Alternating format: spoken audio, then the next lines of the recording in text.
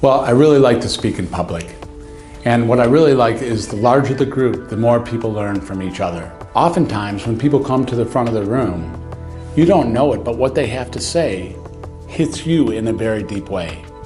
So people learn from each other new ways of being that otherwise had never been explored. As a role of consultant, my job is to listen and to provide new possibilities for the people who are having areas of life where they're stopped or where they're simply in a quandary.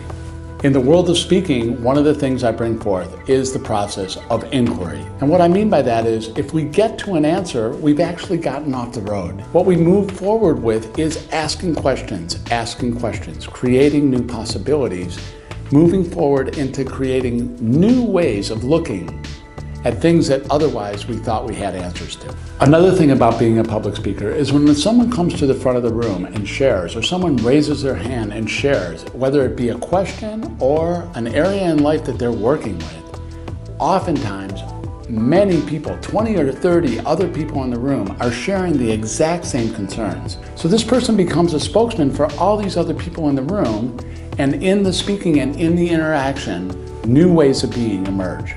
I find that when I step into that with a new set of ears, a new way of thinking about things, a new way of being, all sorts of new possibilities become available.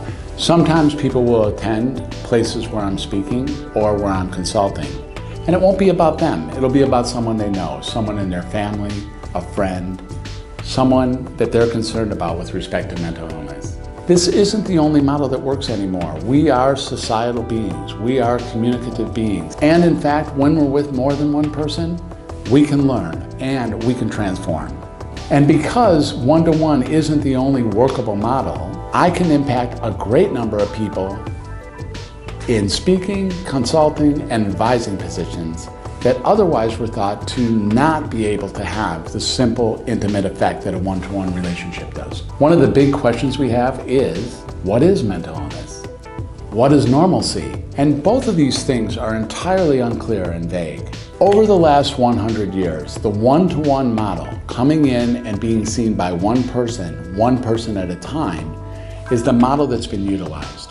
Transformation is an instantaneous experience, one that comes when you realize that mental illness isn't something that actually exists as you thought it was. The larger goal of the work that I'm doing is to reframe and alter the conversation of mental illness on a global scale.